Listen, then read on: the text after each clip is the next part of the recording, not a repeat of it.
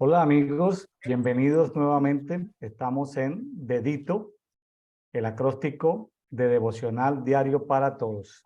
Estamos en la lectura diaria de la Biblia. Estamos programa de lectura de la Biblia en un año. Hoy es 18 de enero. Para el día de hoy nos corresponde leer, escudriñar, investigar eh, 3 capítulos en Génesis y medio capítulo en el Evangelio de Mateo. En Génesis son los capítulos 43, 44, 45, dedicados básicamente a la historia de José y la relación con sus hermanos. ¿Sí? Son 3 capítulos interesantes. Estos días he tenido oportunidad de leerlos varias veces porque me adelanto, me atraso, tengo que ir a mirar, vuelvo, me parecen emocionantes. Eh, por allá, como dice que José esto sintió en sus entrañas, lo que está sintiendo, o sea, es bonito, muy emocional, muy restaurador, muy sanador. Bueno, y en Mateo, en la segunda parte del capítulo 12, entre los versículos 22 y 50, tenemos varios temas chiquiticos, porque son temas que vienen en 2, 3, 4 versículos por bloquecitos. En uno habla sobre Belzebul, en otro habla de los pecados no perdonables o imperdonables, en otro habla de la abundancia del corazón, la gente que demanda señales y la única señal que se les da es la señal de Jonás. ¿Qué pasa con los espíritus inmundos cuando retornan? ¿Y cuál es la verdadera familia? Entonces, es como un salpiconcito de temas. En Mateo, pues entendemos que son registros que quedan ahí en la Biblia por temas que no llevan como a veces una línea cronológica, sino son temitas, digamos, excluyentes unos con otros, porque no cuenta historias, sino simplemente esos mensajes. Bueno, el día de hoy, miércoles 18 de enero, tenemos nuevamente con nosotros desde el Estado de México a Jessica Jiménez. Bienvenida, Jessica, nuevamente a Dedito. ¿Cómo están todos? Muy buen día tengan. Estoy muy contenta de estar aquí otra vez participando en Dedito. Tenemos una palabra muy bonita. Creo que hoy te vas a llevar muchas cosas en tu corazón y pues yo te invito a que sigas con estos devocionales, a que sigas leyendo la Biblia con el plan que estamos llevando. Creo que es un plan bastante accesible. Creo accesible también en el aspecto de que la puedes escudriñar muy bien con los capítulos que nos toca y pues que sea de bendición, ¿verdad? Este mensaje para tu vida. Ah, los pasajes están sencillos. Los 3 capítulos de Génesis están un poquito largos, pero son pasajes sencillos, relativamente fáciles de entender. Es una historia muy emocionante, con muchas aristas. Y bueno, por ser así tan largo, vámonos de una vez, Jessica, si le parece, nos vamos a Génesis 43. Sí, pues aquí en Génesis 43, el título del capítulo es Los hermanos de José regresan con Benjamín. Ujú. Bueno, como tú habrás visto en el día de ayer, pues te comentaron que, pues que este José prácticamente toma a Simeón y lo tiene ahí con él y les dice a sus demás hermanos, bueno, no regresen aquí, sino me traen a su hermano menor. Entonces ahora estamos en este capítulo 43, lo que estamos viendo es cómo sus hermanos tienen que volver con su padre y tienen que volver porque tienen esta encomienda que José les dice, tráiganme al hermano menor. Entonces, imagínate a los hermanos de José que tenían que regresar con su padre y decirle, oye, necesitamos regresar con Benjamín. Entonces, imagínate a este Jacob que ya había perdido a José. Bueno, él hasta este momento cree que lo tiene perdido. Hasta este momento él piensa que está muerto. Entonces, Benjamín es el que le queda, su hijo el más chiquito. Entonces, imagínate a los hermanos ¿cómo le vamos a decir a mi papá que tenemos que regresar con Benjamín? ¿No?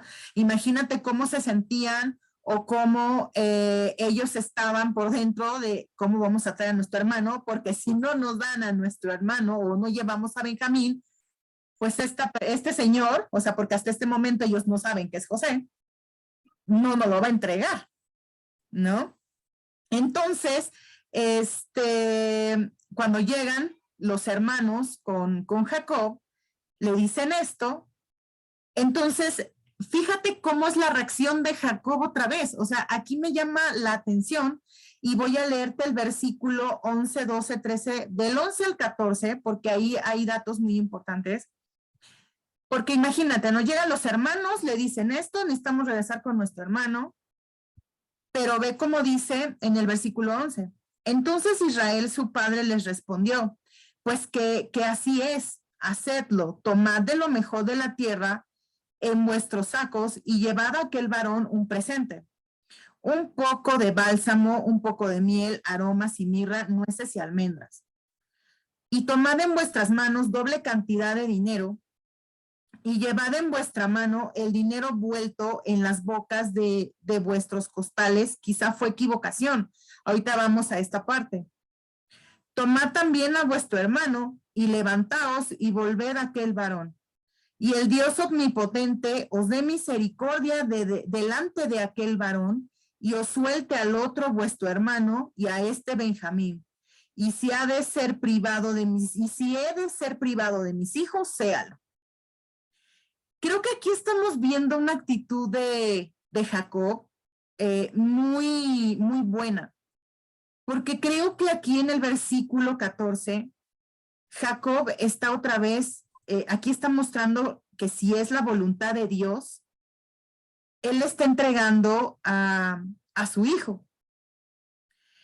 Él está diciendo, si es de Dios, ok, llévenselo, es mi hijo el más chiquito, es mi hijo al que amo, pero si ha de ser así, pues llévenselo, los bendigo, y ha de regresar mi hijo Benjamín, y ha de regresar mi hijo, les van a entregar a Simeón. Entonces date cuenta aquí cómo está la actitud de Jacob, que está aceptando la voluntad de Dios. ¿Por qué? Porque se pudo haber aferrado y pudo haber dicho, no, yo no suelto a mi hijo y lo voy a proteger y no lo voy a dejar ir. Sin embargo, sí lo está dejando ir porque está aceptando que si es la voluntad de Dios así, lo deja ir. Entonces también aquí hay otro dato importante. Si mal no recuerdas, en los capítulos pasados, les ponen a los hermanos el costal con dinero. O sea, se les pone el costal con dinero, entonces pues ellos se dan cuenta y dicen, oye, pues esto no es nuestro. Entonces, fíjate cómo en el versículo 12 dice, y tomad en vuestras manos doble cantidad de dinero y llevad en vuestra mano el dinero vuelto en las bocas de vuestros costales. Quizá fue equivocación. Y esto hasta se los está diciendo Jacob. O sea, creo que aquí también estamos viendo un valor muy importante que es la honestidad. ¿Por qué? Porque dice, ok, este dinero no es mío, devuélvanlo, es más, hasta lleven más y hasta llévenle estos obsequios a este señor. Entonces, creo que aquí vemos cómo es la actitud que tiene Jacob ante esto. Y creo que es muy importante cuando nosotros tenemos que ver tanto la voluntad de Dios que él tiene, como también vemos aquí algo que es importante, que es la honestidad y que es un valor que siempre debemos de tener todos. Yo me quedo pensando,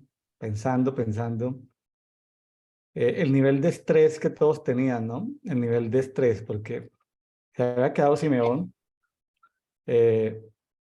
en custodia en Egipto, se había quedado allá como garantía. Me quedo pensando cuánto tiempo habrá pasado, posible que, decir, eso no, porque llevaban provisiones, eso no pueden estar viajando cada semana. Eso habían sido provisiones de varios meses, ¿sí? Unos 6 meses, 4 meses. La hambruna seguía. A veces hay situaciones que lo llevan a uno a unas situaciones de extremo, de tener que tomar una decisión y tener que tomar riesgos, riesgos obligados por las circunstancias, ¿sí? Entonces, aquí, pues, son riesgos tomados por las circunstancias. Eh, en el 14 me llama la atención, Jessica, que habla del Shaddai, del Dios Todopoderoso, todo suficiente. El Shaddai, el Shaddai. Eh, cuando uno ya no tiene, humanamente hablando, opciones, porque le toca o le toca, como le toca pasar por ahí, le toca ir al trabajo. A veces uno no se quiere levantar el lunes por la mañana para ir al trabajo o ir a la universidad, donde hay ambientes tóxicos, donde hay presiones, o gente que le toca vivir en sitios peligrosos en determinadas horas y tener que pasar, tener que ir.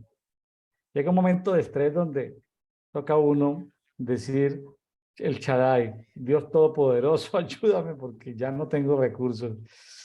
Son situaciones de extremos, extremas por las que estaba pasando la familia y más adelante nos vamos a dar cuenta que la familia era un núcleo familiar a grosso modo de 70 personas. Para mantener 70 personas, sin contar los siervos y siervas, ¿sí? Sin contar los animales que hay que darles de comer. Estamos hablando de un buen grupo. En fin, me quedo pensando en que hay situaciones en la vida que nos llevan a tomar decisiones donde ya no tenemos alternativas. Ya es confiar en Dios y hacia adelante porque la situación apremia. Bueno, esperemos que ninguno de los amigos que nos están escuchando estén pasando por esas circunstancias de hambruna, ¿no? Pero ante cualquier circunstancia de hambruna, como potencial que pudiera pasar, porque este programa queda ahí en YouTube durante quién sabe cuántos años o quién sabe cuánto tiempo estará esto en la nube. Si usted se encuentra en alguna circunstancia, en algún sitio del mundo de habla hispana, donde haya hambruna, pues que el Espíritu Santo te dé revelación de qué puedes aprender de aquí, de estos pasajes de hambruna, ¿sí? Porque sí confrontan. Y la responsabilidad recaía sobre el patriarca, el cabeza de familia, ¿sí? Que era un grupo grande. Ya habían varias generaciones involucradas. Pues Jessica, esperemos que ninguno de nuestros amigos estén pasando por esto, pero si alguno tuviera que pasar por esto en el futuro, pues, o en algún momento de su vida, pues, que Dios les permita una fuente de provisión. Pero son situaciones extremas que no haya que comer.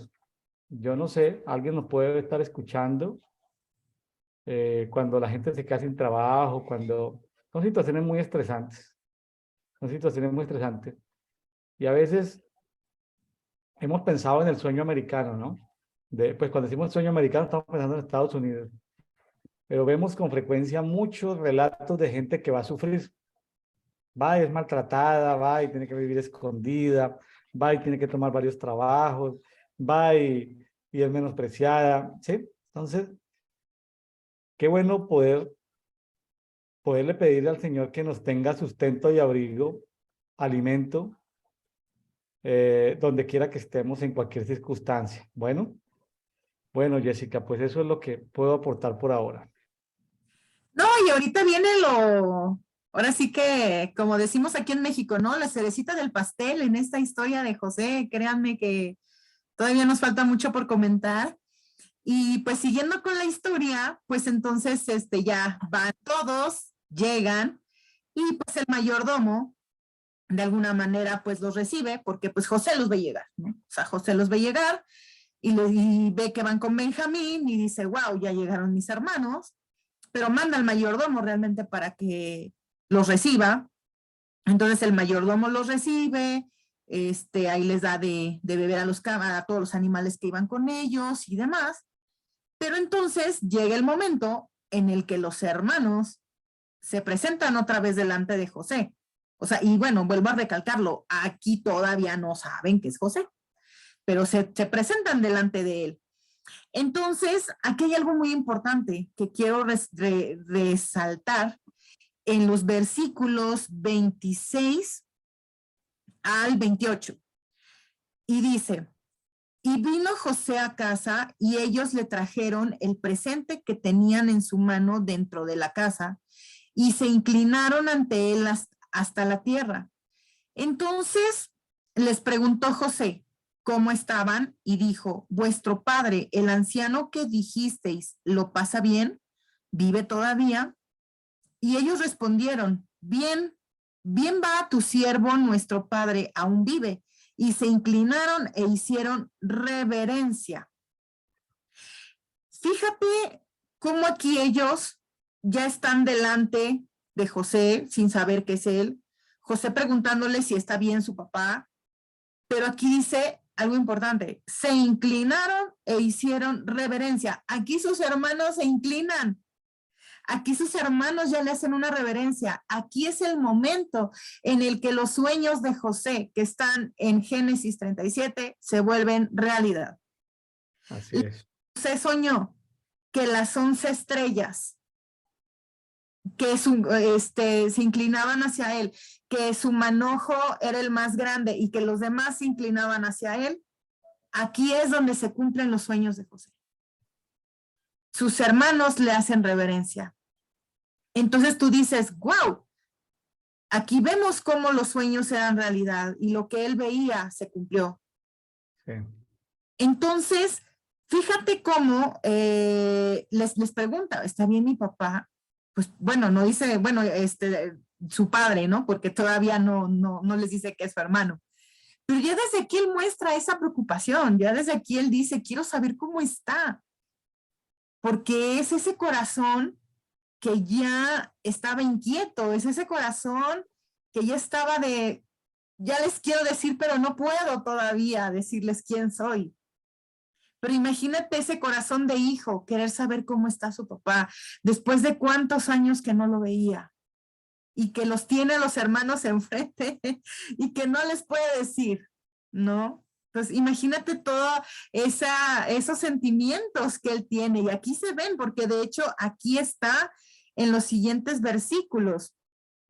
Y ve cómo en el versículo 29 dice, y alzando José sus ojos, vio a Benjamín, su hermano, hijo de su madre, y dijo, ¿es este vuestro hermano menor de quien me hablasteis? Y dijo, Dios tenga misericordia de ti, hijo mío. Y en el versículo 30 y 31 dice, entonces José se apresuró, porque se conmovieron sus entrañas a causa de su hermano, y buscó donde llorar, y entró en su cámara y lloró allí. Y lavó su rostro y salió, y se contuvo y dijo, poned pan. ¿Por qué? Porque en este momento que tienen a su hermano y demás, le sirve comida y los recibe bien. O sea, porque podemos decir, a final de cuentas, José pudo haber tomado otra actitud delante de sus hermanos.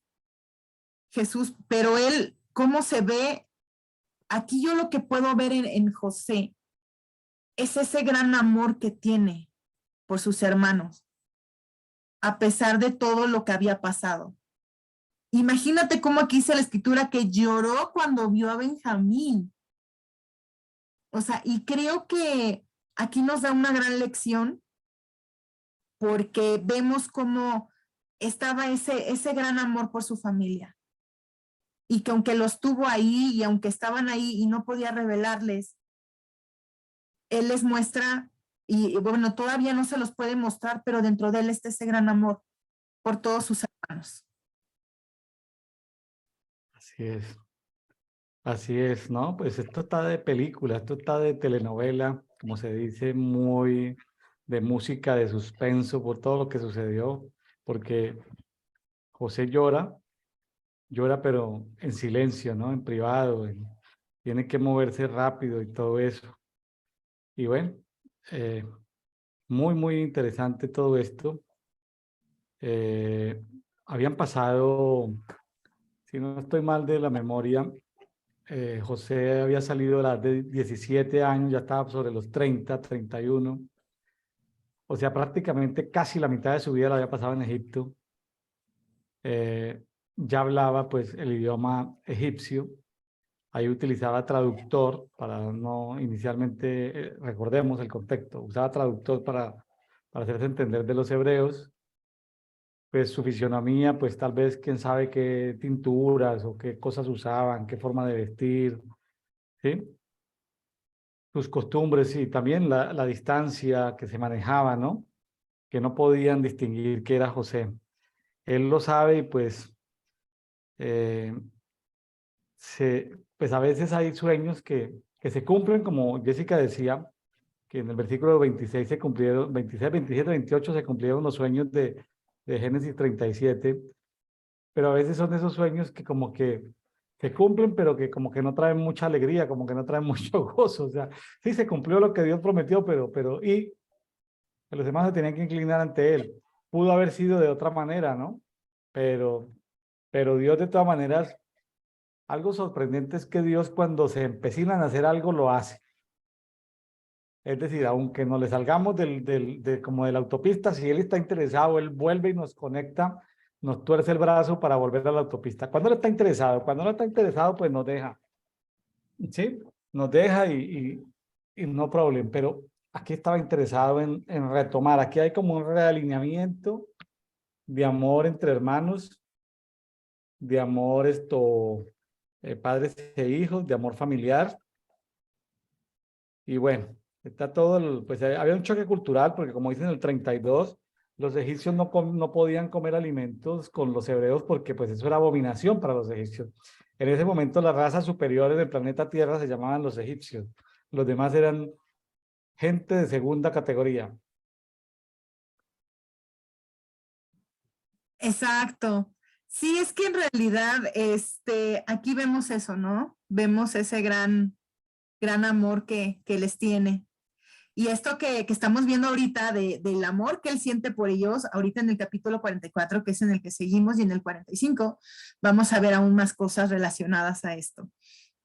Y pues vamos a continuar con el capítulo 44, porque esta historia se está poniendo muy, muy interesante. Entonces, el capítulo 44 habla de la copa de José.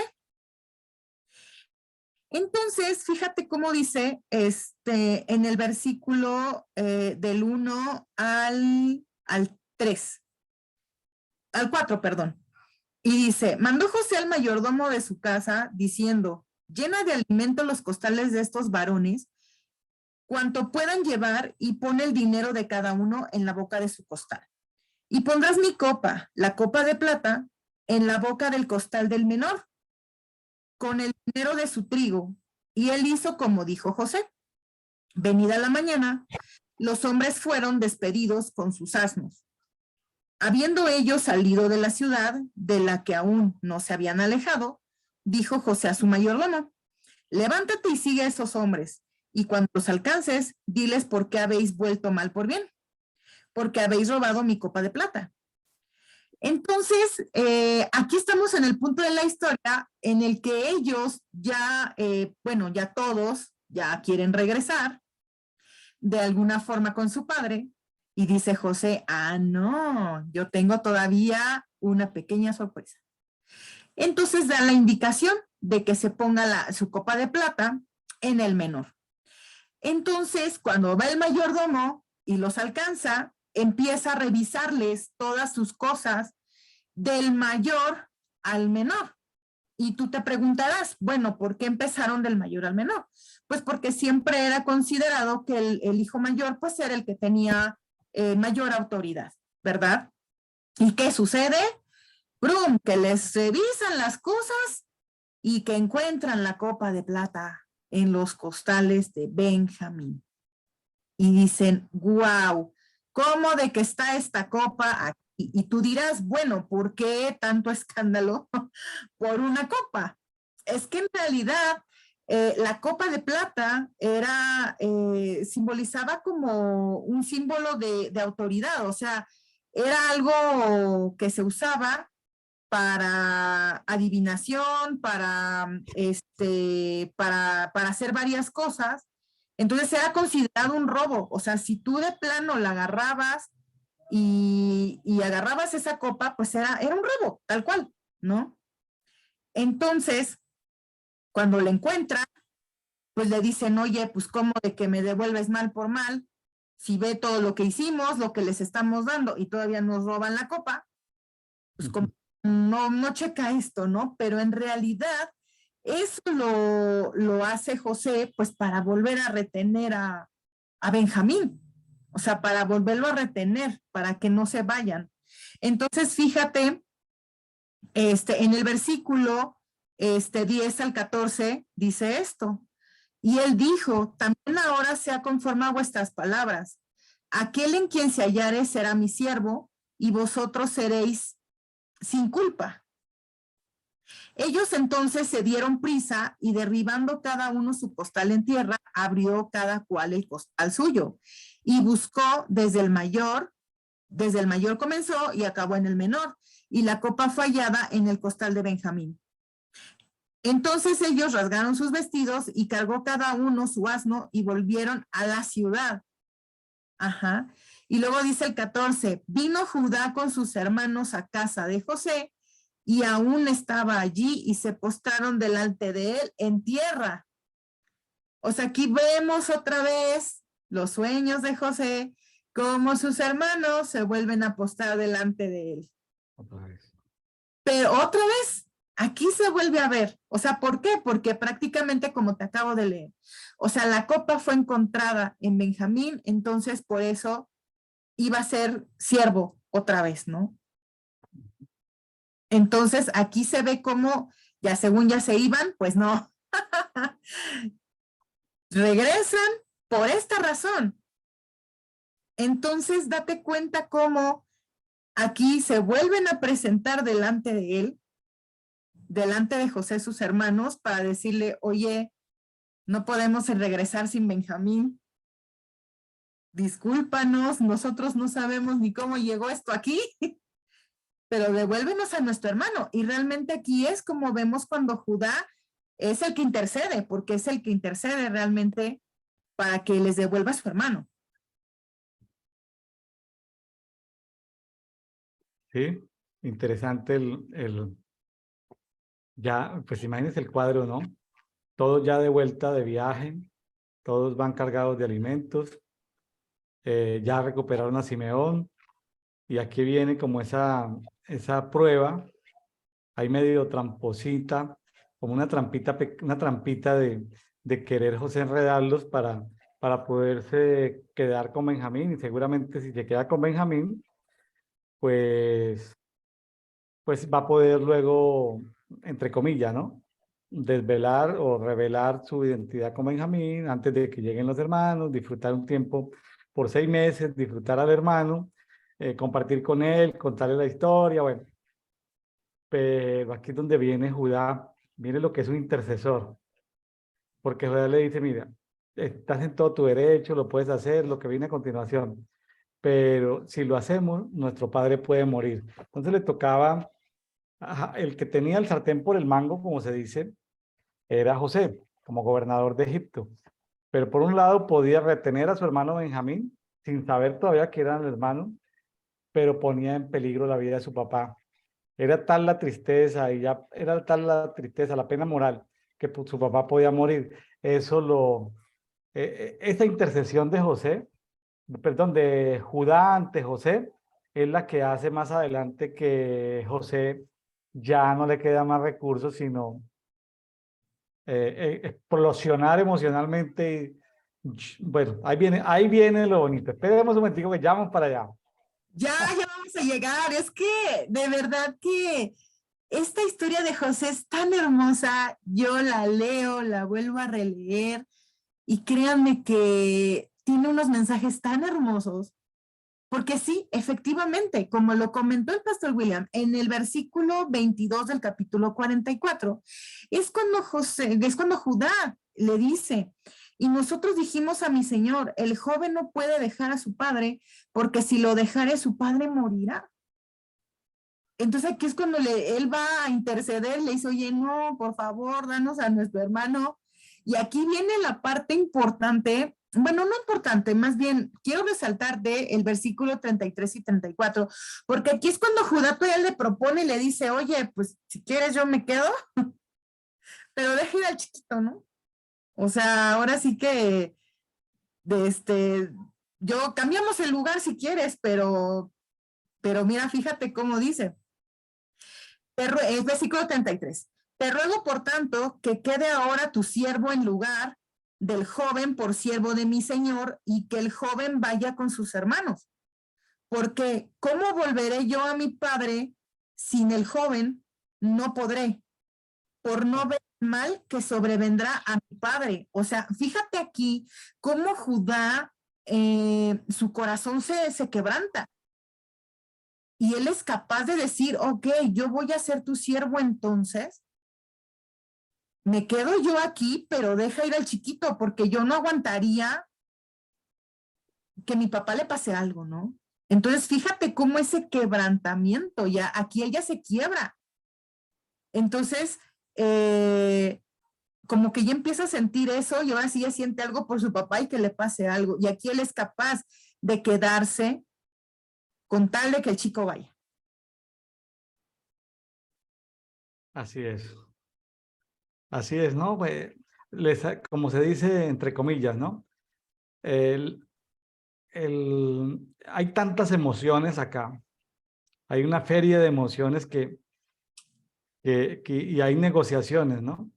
Judá prefiere quedarse o ofrece quedarse, negocia quedarse para que Benjamín vuelva con su padre, pero bueno, eh, finalmente el objetivo de José no era que se quedara Judá, o retener a Benjamín, pero ya no era retener a nadie más. Ya había tenido a Simeón en el primer viaje, este es el segundo viaje.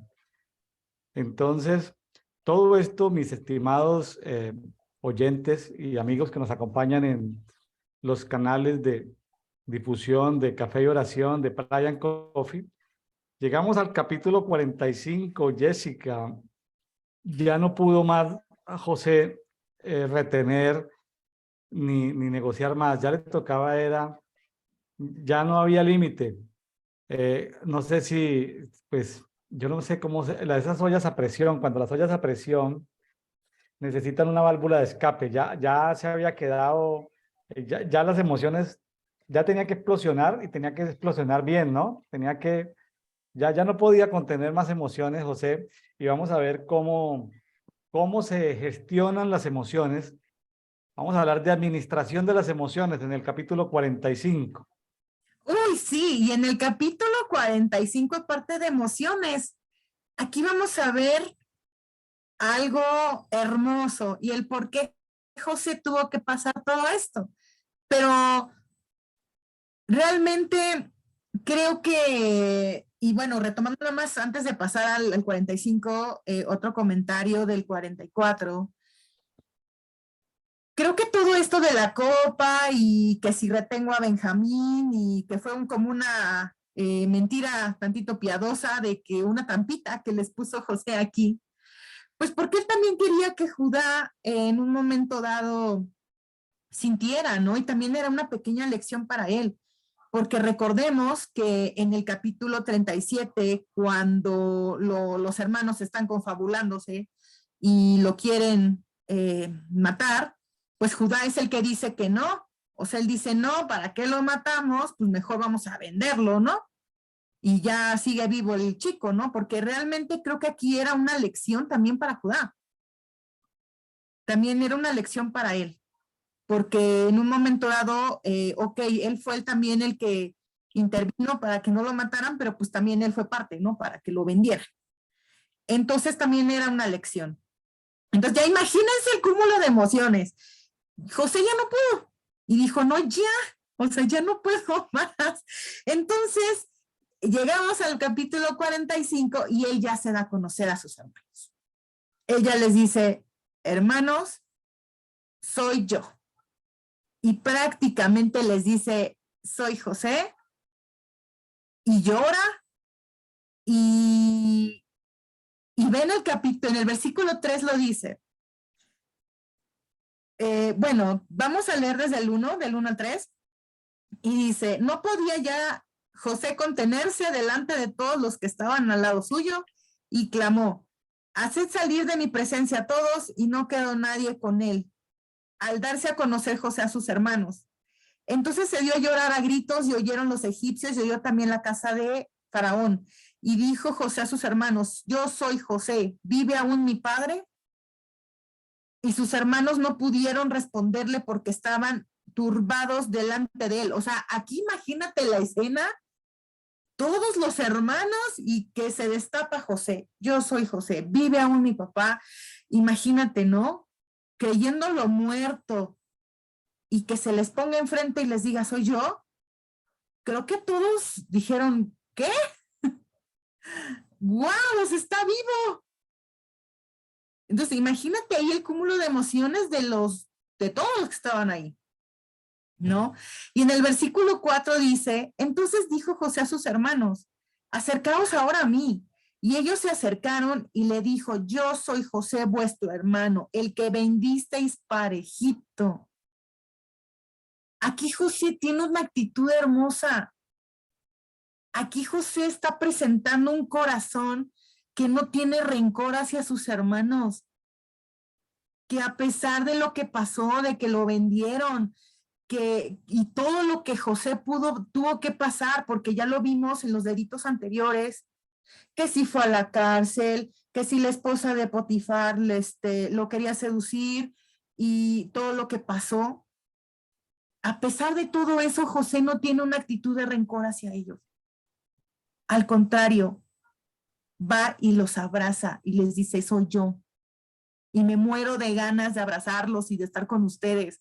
O sea, fíjate qué corazón tan humilde y tan hermoso está presentando José aquí, al no presentar rencor alguno hacia sus hermanos. Y fíjate, aquí la cereza del pastel es versículo 5 al 8. Y dice, ahora pues, no os entristezcáis, ni os pese de haberme vendido acá, porque para preservación de vida me envió Dios delante de vosotros. Pues ya ha habido 2 años de hambre en medio de la tierra y aún quedan 5 años en los cuales ni habrá arada ni siega. Y Dios me envió delante de vosotros para preservaros posteridad sobre la tierra y para daros vida por medio de gran liberación. Así pues, no me enviasteis acá vosotros, sino Dios, que me ha puesto por padre de Faraón y por señor de toda su casa y por gobernador en toda la tierra de Egipto. ¡Guau! Aquí está el propósito. Aquí está el propósito por lo cual José y por qué tenía que llegar a Egipto y por qué pasó todo lo que tenía que pasar. Bueno, hasta estoy emocionada porque aquí está el propósito de Dios. Aquí vemos los propósitos, que todo lo que pasa en nuestra vida tiene un propósito. Puede que estemos pasando pruebas difíciles, puede que estemos pasando escasez, pérdida de empleo, por la situación que estés pasando sea difícil, pero todo lo que pasamos tiene un propósito en tu vida, por muy difícil que sea. Jessica, no sé si ya hemos conversado en alguna oportunidad, creo que sí contigo. En algún momento hablamos de la película Agentes del Destino. Estoy acordando de una película que llama Agentes del Destino y es cada persona, hay unos seres sobrenaturales que tienen como en una plantilla, en un pequeño libro, la vida de la persona. La persona se desalinea se desalinea de lo que está planeado, pero como que otra vez se alinea. Son como puntos de... José no necesariamente tuvo que haber ido a la cárcel. José pudo haber venido de otra manera a Egipto. Venir, esto seguramente, me imagino, ¿no? Otro propósito, otra manera de llegar, que haya llegado y que esté en crisis el faraón porque tuvo unos sueños, entonces le digan, no, mire, mi hijo, o un hermano diga, no, venga, mi hermano es un interpretador de sueños, ¿sí? Venga, se lo llamó al faraón.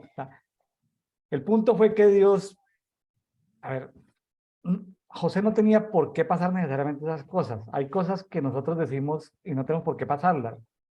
Aquí lo que yo quiero llegar al punto no es porque uno como pastor recibe casos de mujeres que dicen, pastor, mi marido me lleva golpeando 20 años. Entonces uno dice, pues aguántatelo. No, no, no. Yo creo que hay cosas que no son propósito de Dios, pero que Dios se encarga de como de realinear los propósitos. Y como que se encarga de, o el marido se convierte o se queda viuda. Voy a ponerlo así sencillo. Hermana, pues, o su marido se convierte o queda viuda. O sea, sencillo, para no, para no.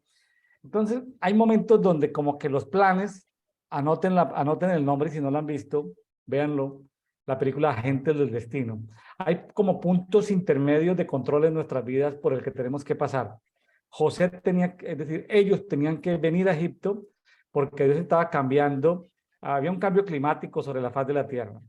Es decir, por 7 años hubo superproducción, aquí están en el segundo año donde los vientos están cambiando prácticamente todo el norte de África, era como la selva del Brasil, como la selva amazónica del Brasil. Faltan 5 años donde hay tanto viento que van a ser esas culturas que habían sido culturas muy malas, y de eso hay hallazgos arqueológicos muchos, de cómo durante esos 7 años hubo vientos que hicieron digamos que hubo un cambio en el clima del planeta, y por lo tanto Dios estaba juzgando de alguna manera a esas culturas, y, y hay que ver también todo lo que se mueve aquí, ¿no? La capacidad de negocios que tiene José, porque José tiene talentos naturales que Dios le ha dado para crear un sistema de contabilidad, de creación de bodegas, de ciudades de almacenamiento, de cómo regó bien la zona de riegos en los 7 años de abundancia. Aquí ya están en el segundo año, y recordemos, así como hablando de la parte económica, hubo un tiempo donde la gente compraba con monedas de oro y plata. Cuando se les acaba el oro y la plata, ¿qué les queda? El ganado, van y le llevan ganado. Cuando se les acaba el ganado en esos 7 años, ¿qué les queda? Nada. Comida. Entonces le entregan, le venden la tierra al faraón. Para esa época habían 22 millones de personas sobre la faz de la tierra. Se dicen, según la arqueología bíblica, que el faraón quedó dueño del 95% de los bienes materiales y de la tierra de los 22 millones de habitantes que habitaban el planeta. O sea, de todo el planeta, de todas las costas del Mediterráneo llegaron a Egipto. De todas las culturas llegaron a Egipto. Imagínense una persona ser dueña del 95% de la tierra, del planeta Tierra, de los animales. Tanto así que ya las semillas, cuando pasan esos 7 años de sequía, no tenían con qué sembrar, y el único que tenía las semillas era Egipto. Entonces, imagina, y el faraón pues vivía de chévere, de palacio en palacio, porque él tenía varios palacios, palacio de invierno, de verano, se movía por el Nilo, él manejaba su ocio. El que gobernaba era José, o sea, José, de ser un niño judío, ya aquí era el gobernador del imperio gobernante de la época, donde todo el mundo tenía que hacerle caso, hasta los sacerdotes. Habían ciudades que solamente vivían sacerdotes. A los únicos que no podía cobrarles impuestos y venderle la comida era a los sacerdotes, porque había una ley en Egipto que decía que los sacerdotes comían de la mesa del faraón. O sea, fueron los únicos que no vendieron la tierra ni se empobrecieron, ni utilizaron su oro para poder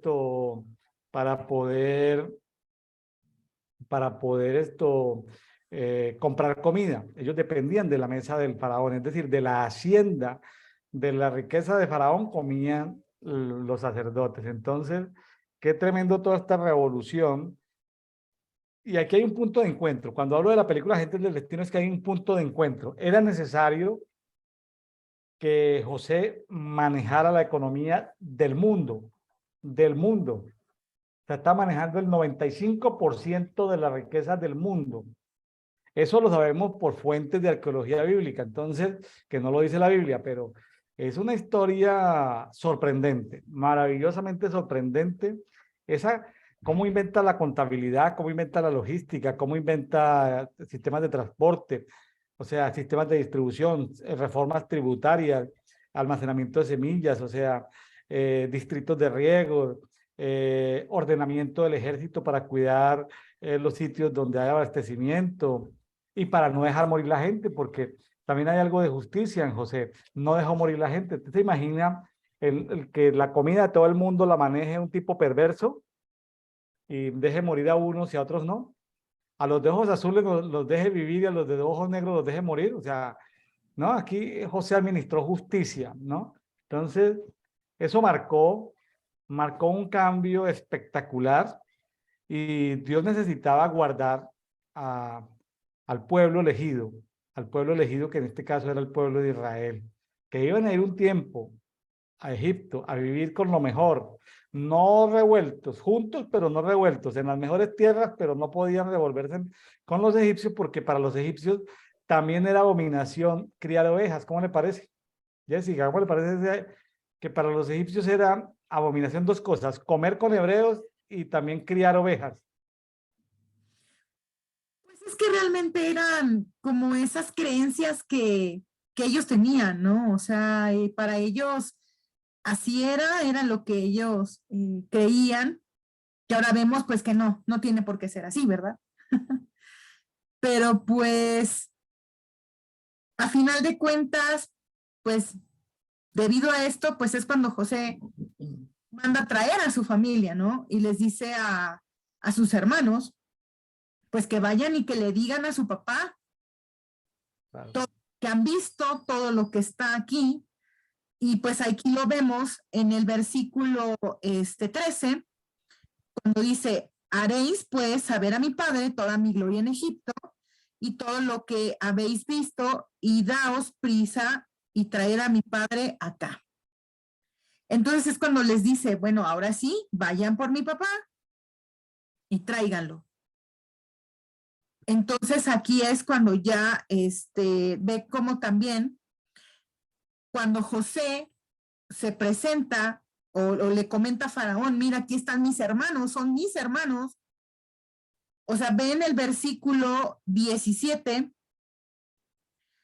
y dijo Faraón a José, di a tus hermanos, haced esto, cargad vuestras bestias e id volver a la tierra de Canaán, y tomad a vuestro padre y a vuestras familias y venid a mí, porque yo os daré lo bueno de la tierra de Egipto y comeréis de la abundancia de la tierra. Aquí ya el faraón ya se entera, o sea, ya José ya le dice, y hasta el mismo faraón le dice, ok, vayan, traigan a su familia y aquí que van a estar, ¿no? Entonces, como aquí, de alguna manera vemos como, pues el propósito de Dios se cumplió. Se cumplió por medio de todo lo que pasó José, su propósito se cumplió. Y creo que aquí también la lección de vida, debido a lo que pasó José, es que pensemos cuáles son los propósitos que tiene Dios para nuestra vida. Tal vez vemos las circunstancias de alguna forma no tan gratas, pero hay un propósito. Y como lo comentó el pastor William, esto ya estaba planeado por Dios, ya se sabía que iba a ser así, pero todo tenía un propósito. Y aquí en este capítulo se ve el porqué.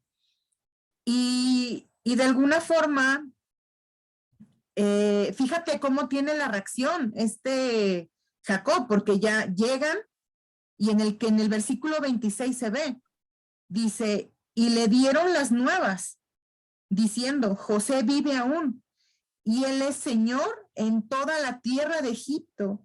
Y el corazón de Jacob se afligió porque no los creía. Y ellos, ese es el versículo 27, dice, y ellos le contaron todas las palabras de José que él les había hablado. Y viendo Jacob los carros que José enviaba para llevarlo, su espíritu revivió. Y el 28 dice, entonces dijo Israel, basta, José mi hijo vive todavía, iré y le veré antes que yo muera. O sea, ahora aquí ve las emociones otra vez de un padre que se entera que uno de sus hijos más queridos y más amados está vivo y que lleguen los hermanos con tanto regalo y con tanta cosa que le mandó y que le diga, vayan y tráiganmelo y díganle que estoy vivo. Imagínate al papá, quiero verlo antes de que yo muera. Entonces ve la felicidad de padre que dice, quiero ver a mi hijo. Y aquí nos vamos, aquí nos quedamos. Lo demás también viene bien interesante, pero ya le toca a otro de los colaboradores de Dedito contártelo, pero viene cosas buenas. Pero imagínate eso, ¿no? Como un Sí, padre vuelve a saber que su hijo está vivo. Yo no soy mamá, primero Dios, cuando sea mamá, pero los que son papás, imagínate. O sea, que te digan eso, dices, wow, voy a volver a ver a mi hijo, lo voy a volver a abrazar, voy a volver a estar con él. sí, Hermoso, ¿no? sí, sí, es impresionante. Es impresionante. Yo quiero aquí rescatar algunas cosas que me llaman la atención. Eh, en la parte física, van 2 años de hambruna y faltan 5. Hay una crisis alimentaria. Hablemos de lo físico. Vamos a suponer que en México vaya a haber hambre 7 años, Jessica. Entonces uno puede tomar actitudes, decir, si uno no está seguro de lo que Dios, entonces uno le pone a orar, Señor, danos de comer, pero si va a haber, quedan 5 años de sequía, solamente encontramos grano en Texas, en Estados Unidos. ¿Qué hacemos?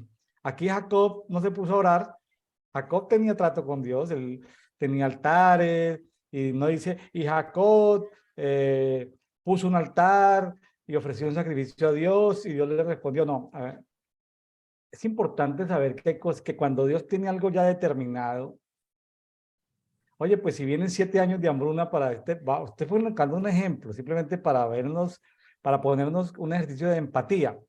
Faltan 5 años de que haya comida en México. Jessica, pues nos toca ir a los Estados Unidos, queramos o no. ¿Estás de acuerdo conmigo? O sea, nos toca, o sea, oye, que es que Dios es bueno, que oremos para que llueva. No, no, es que nos toca ir, o sea, ya no hay nada que hacer. La parte física, o sea, en una crisis todo el mundo quiere como clamar a Dios para que la crisis termine. Aquí no, aquí no, aquí nadie oró para que la crisis terminara. Cuando Elías dijo, bueno, esto está duro, entonces Elías oró y llovió. No, no, no, no. Ahí sigue haciendo viento. Recordemos por capítulos anteriores que es un tema de viento. El viento se está moviendo y está haciendo, cuando los sueños de las vacas y de las espigas era el viento. Entonces, tremendo eso. O sea, que alguien sepa que todavía falta un tiempo para terminar la crisis y que sepa gestionar la crisis. No, eso es importantísimo. Ahora ya hablando a nivel personal, en el 4430, voy a leerlo para luego referirme al tema. Lo leo 4430, dice, y ahora cuando llegue a tu siervo mi padre y el muchacho no esté con nosotros, como su alma está ligada al alma de él. En las relaciones interpersonales hay ligazón de alma. Almas que se ligan más, menos. Si se liga mucho y se separa, pues se va a dañar la persona.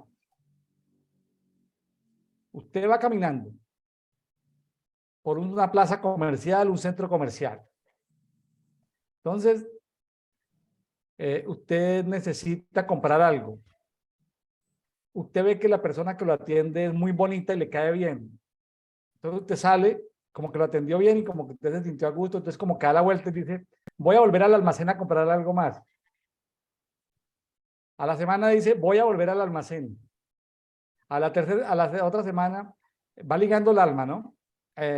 Oye, ¿a qué horas terminas de trabajar? No, a tales horas. ¿Te puedo esperar para invitarte a un café, a un helado, a una comida? Bueno, después de salir varias veces, oye, ¿será que podemos ser novios? Oye, ya, va ligando el alma, va ligando el alma. Imagínense donde alguno de los dos mienta, alguno de los dos es casado, por ejemplo, le está haciendo perder tiempo al otro, o está con mentiras de que está en proceso de divorcio, quién sabe qué cosas, el alma empieza a ligarse, ligarse, ligarse, Y por eso llegan las depresiones, los suicidios, los abusos, porque hubo ligazón de alma. Entonces, pregunta, amigos que nos están escuchando, ¿a qué cosas has ligado tu alma? Aquí estamos hablando en el 44 de una ligación de alma, padre e hijo, aunque hayan muchos hijos. Si se le moría un hijo a Jacob no le pasaba mucho, se enfermaba, hacía el duelo, pero si se le moría el menor, que era Benjamín, que estaba sobre los 30, 28, por allá 27 años aproximadamente, según mis cuentas, no tengo fuente para demostrarlo, pero era como aproximadamente todos tenían entre 20 y entre 30, 28 y 60 años, 50 y tantos, ahí están todos. Por eso es tan importante no enlazarnos, como en la canción que dice, si te mueres yo me muero, si te vas me muero, si no te vuelvo a ver me muero, o sea, ¿sí? Hay que aprender a hablar, porque ligamos el alma con lo que hablamos. Nunca le digas a una persona, si te pasa algo me muero. No, no se lo diga a nadie, ni a su mamá, ni a su papá, ni a su hermano, ni a su novio, ni a su esposo. Si te pasa algo me muero. No, no lo digas. No lo digas. No enlaces tu alma. Uno se encuentra en temas de sanidad interior, de salud emocional, de todo este mundo de la liberación, muchas almas ligadas. Y uno va y dice, pero ¿por qué? No, es que promesas que se hacen de novios, ¿no? Siempre decir, si Dios lo permite, nos vamos a casar, pero si no nos permite, pues Dios me proveerá otra esposa, me proveerá otro esposo, y para de contar. Pero a veces hay que saber manejar lo que se dice en las épocas de amistad y de noviazgo, porque alguien puede estar engañando a otro. Después de que haya ligación de alma, la persona se enferma, la persona puede morir. Hay personas que se mueren de pena moral cuando descubren que lo están engañando, ¿sí? Por la infidelidad, por la mentira de la gente. Entonces, no ligues tu alma, a salvo, o tienes que pedirle al Señor, Señor, ligo mi alma con tal persona, preguntarle en oración y el Espíritu Santo se lo va a revelar. Entonces hablamos de lo físico, hablamos del alma, ahora vamos a hablar del espíritu. Dice en el 40, voy a leer el 45:27, leo primero y luego lo que quiero decir. Génesis 45:27. Mas ellos le dijeron todas las palabras que José les había hablado, y al ver los carros de José había enviado para llevarlo, el espíritu de su padre Jacob revivió. El espíritu. No está hablando de alma, está hablando del espíritu. Recordemos, somos cuerpo, alma y espíritu. El espíritu revivió. Pregunta, ¿el espíritu de Jacob había muerto? No, el espíritu no había muerto, pero la luz del espíritu se había apagado. Cuando uno puede ver con ojos espirituales el espíritu de las personas, alguien podría preguntar, oye, perdón, ¿uno puede ver el espíritu de las personas? Claro que se puede ver con los ojos espirituales. Hay espíritus de las personas que parecen cocuyitos. Cocuyitos es como que alumbra así como un pequeño puntito de luz.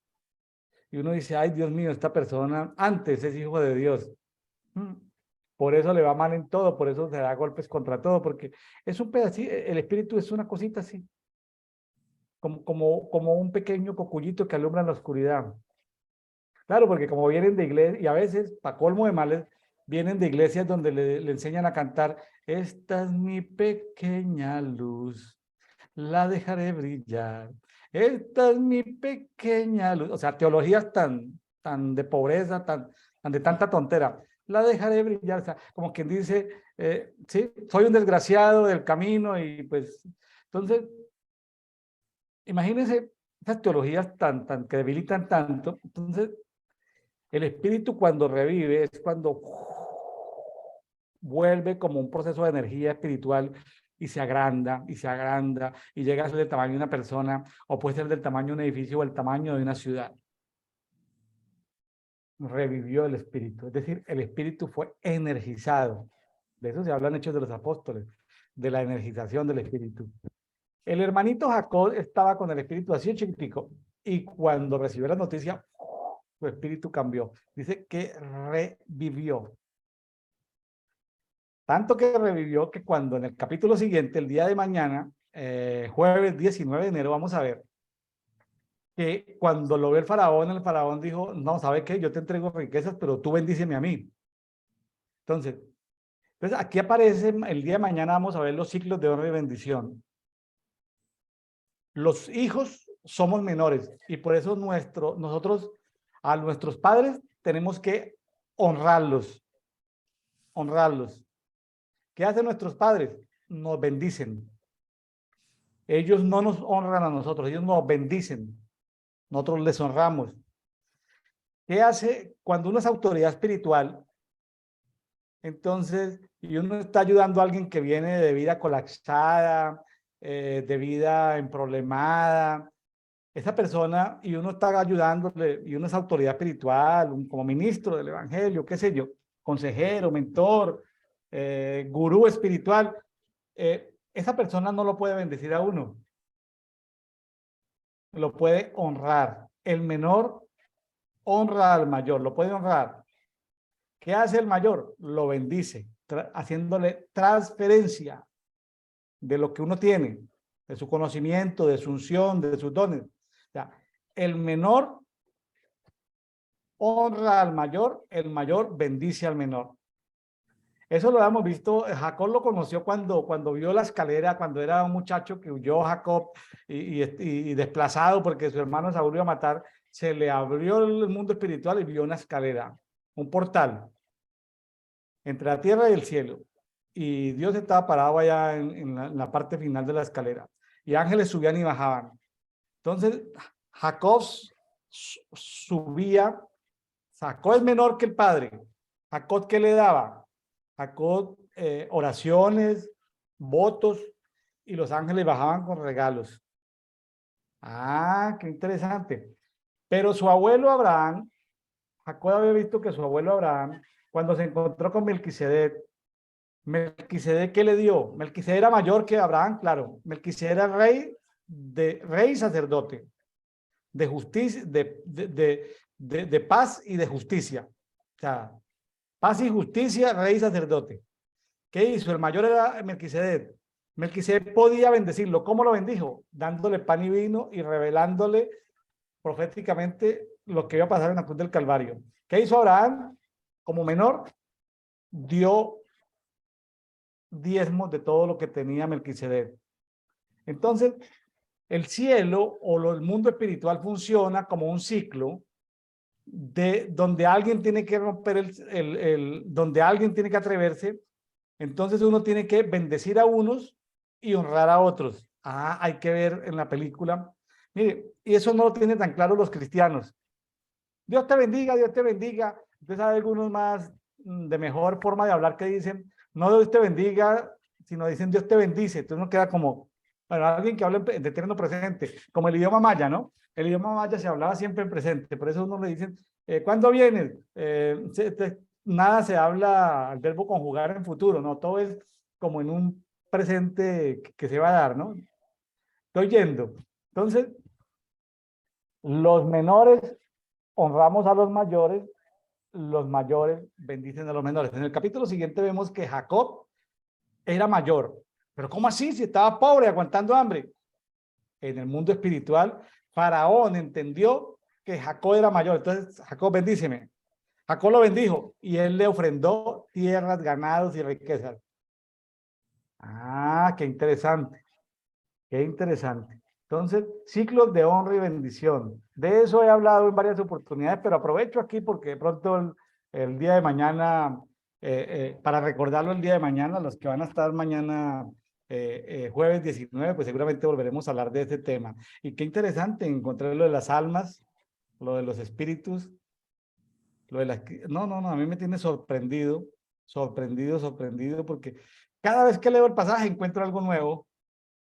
La próxima vez que lo voy a leer voy a encontrar cosas nuevas.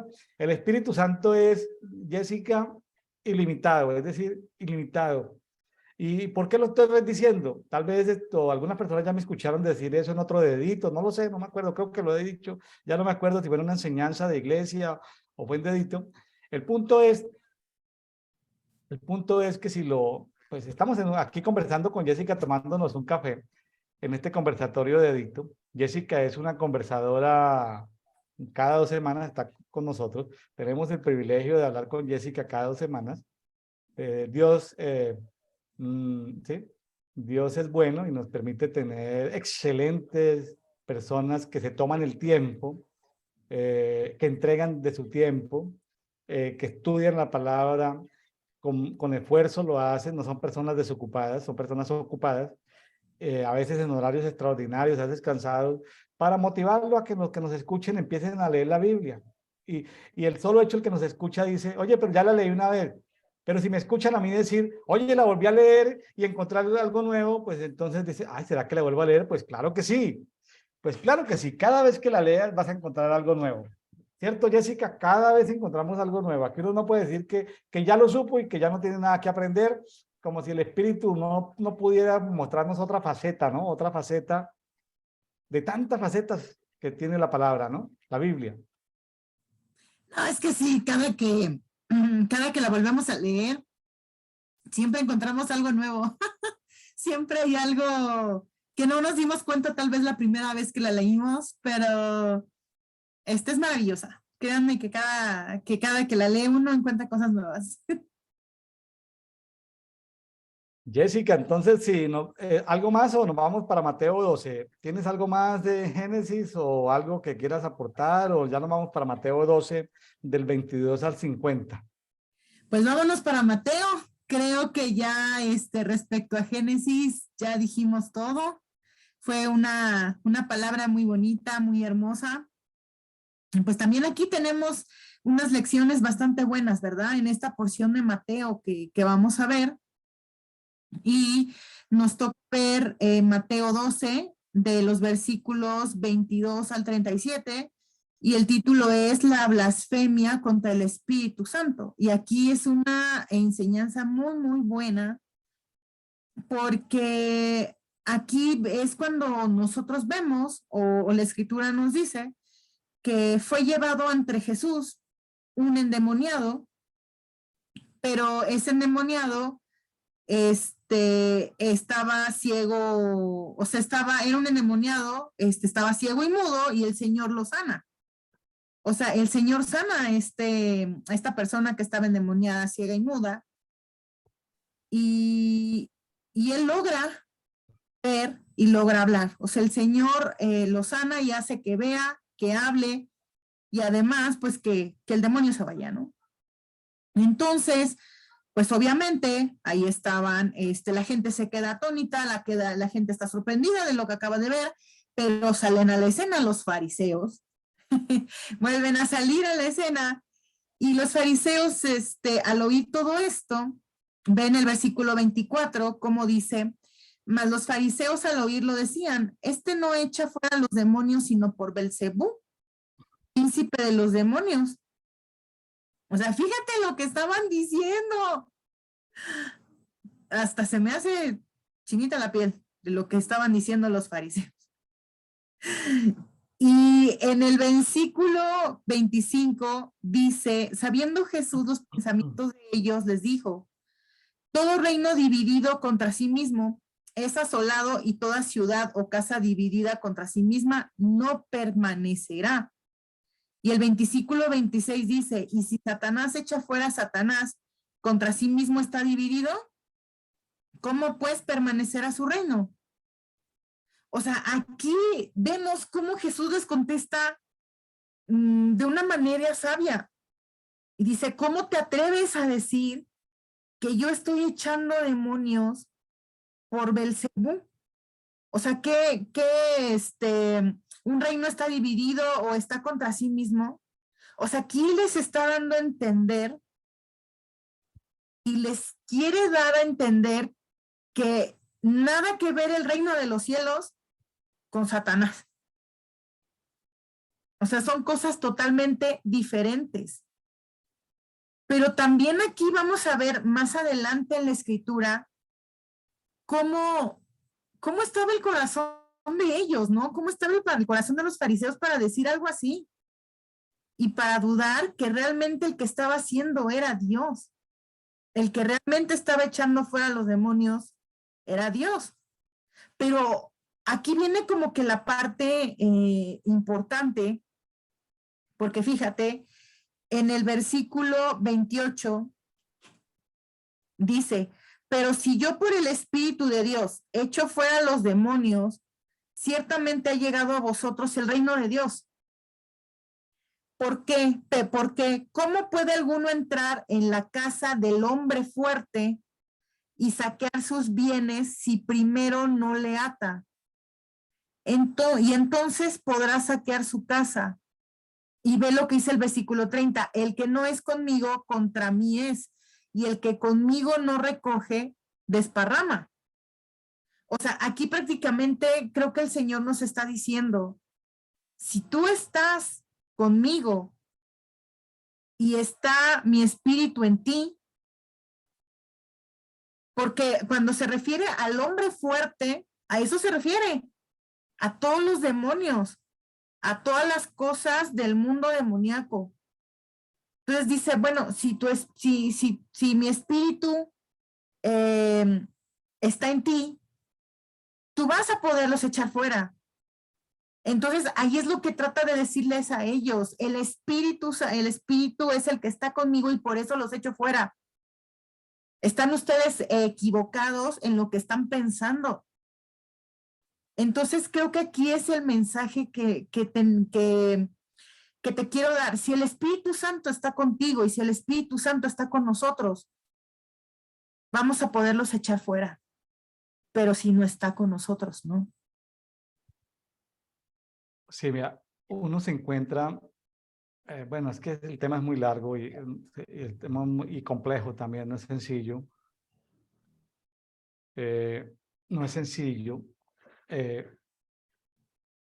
Uno se encuentra espíritus territoriales que sabotean ciertos diseños de zonas, o sea, zonas donde tenía que cultivarse trigo, no se cultiva trigo sino tabaco. Zonas que se tenía que cultivar algodón, no se cultiva algodón sino marihuana o coca, ¿sí? Entonces, hay espíritus territoriales que cambian como los territorios, pero también hay espíritus que atormentan a las personas. Los problemas psiconeuronales vienen por espíritus que vienen, golpean y se van. Entonces uno como liberador llega y no lo encuentra por ninguna parte. Cuando hay cosas de epilepsia, uno no encuentra demonios por ninguna parte. Y viene el demonio, hace que la persona se caiga, se dé un golpe en la cabeza y van donde el médico y el médico le mira, aquí hay un problema en el cerebro. Y llega el demonio a los 6 meses, vuelve y lo visita, le mete zancadillas y vuelve y lo hace caer, y vuelve y se da otro golpe en la cabeza, otra deformidad en la cabeza, ya entonces se configura un problema psiconeuronal. Entonces, es muy complejo. Hay veces uno puede ver cómo demonios se pasean o oprimen o hasta poseen la persona. El tema aquí es, hay zonas donde uno tiene que ir, a veces en las relaciones comerciales, Jessica, uno tiene que ir como vendedor a visitar clientes que están medio demonizados o a cobrarle la factura a clientes que están medio demonizados. O llega uno a prestar asesoría empresarial y se da uno cuenta de una vez que hay gente medio demonizada. ¿Ah? ¿Cómo le hace uno? Entonces, como que la oscuridad se da cuenta que ha llegado alguien con luz. Entonces, como que lo detectan. Entonces, como no siempre estamos dentro de las 4 paredes de una iglesia en casa o una iglesia local, sino que tenemos que trabajar, interactuar con todo el mundo, a veces va uno en el avión y uno dice, pero ¿por qué me siento incómodo? No puedo dormir, no puedo descansar, el vuelo es largo, ¿qué pasó? Levanta uno y voltea a mirar una señora, una chamana vestida, uno por la vestidura o por la forma en que visten, ya uno dice, me está mirando una bruja, una hechicera, un chamán, a 2 filas del avión donde uno va, ¿sí? Entonces, le toca a uno aprender a sobrevivir, pero en estos días, por ejemplo, hablando de atar el hombre fuerte, yo tenía que ir a alguna parte a hacer una cobranza y yo lo que hice fue orar antes de llegar y decir, Padre, ato el hombre fuerte que está aquí en este lugar. Me pagan y después de que me paguen, pues tú verás qué haces. O sea, yo no voy ahorita a dar clases de demoniología ni me interesa. Padre, ata al hombre fuerte. que me tiene que pagar diga que autoriza el pago y ya. Entonces, porque si yo voy donde el demonizado me va a causar problemas, que no sé qué, entonces lo até parcialmente, saqué, o sea, no lo robé, obtuve lo que quería. Hay veces se encuentra uno gente en oficinas de gobierno que un trámite, gente que en las embajadas de México que me ha tocado visitar en otros países del mundo, encuentra una gente, malas personas, trabajando en las embajadas, en los consulados, y uno tiene que hacer un trámite.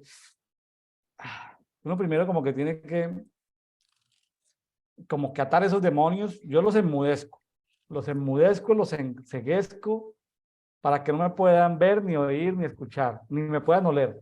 Los bloqueo, hago la diligencia y vuelvo y salgo. No estoy diciendo que lo saqué, que liberé, no, no hice nada, simplemente los bloqueé, los enceguecí, o sea, sí, porque yo tenía que hacer una diligencia.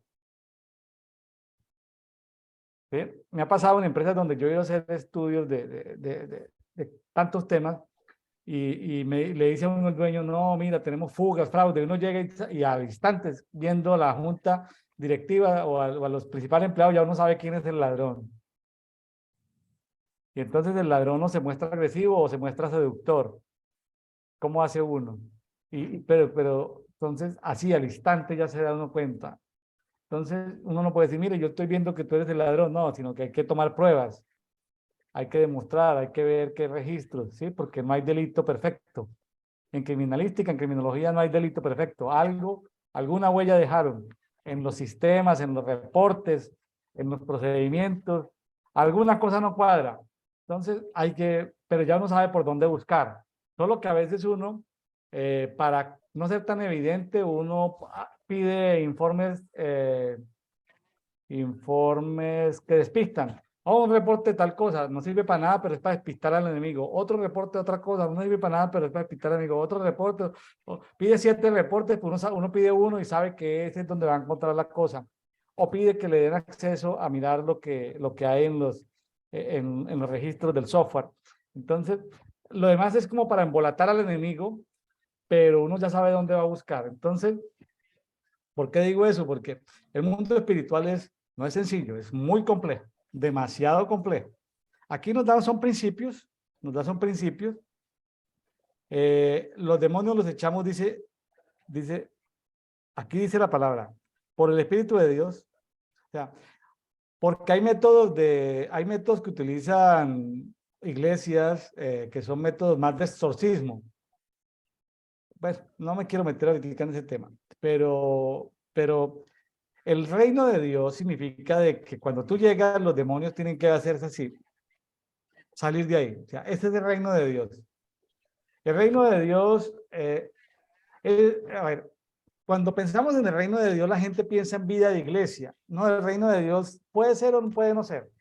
El reino de Dios es que Jessica va y trabaja en una empresa y es luz en medio de la empresa. Eso es llevar el reino de Dios. El reino de Dios es que hay deshonestidad en ciertos procesos y llega y pone honestidad en los procesos, registros correctos. No borra los falsos registros, eso es vida de reino. Entonces, a veces sentimos que como no estamos predicando en un púlpito, que no hacemos trabajo de reino. No, el trabajo de reino lo hacemos donde quiera que Dios nos lleve, ahí hacemos trabajo de reino. Donde quiera que podamos ser luz. Donde quiera que podamos ser luz, dar un buen consejo, ahí hacemos trabajo de reino. O sea, cuando el reino llega, los demonios de patitas a la calle, tienen que salir de ahí. Así es. Me entendí mucho, Jessica, pero bueno. No se trata de pues es lo que ahorita ya continuando con lo que tú comentas, creo que es lo que trata de decirnos esta porción de la escritura, o sea, la importancia que tiene el que esté el Espíritu Santo con nosotros, ¿no? ¿Y por qué?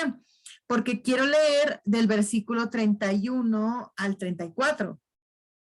Y dice, por tanto os digo, todo pecado y blasfemia será perdonado a los hombres, mas la blasfemia contra el Espíritu no les será perdonada.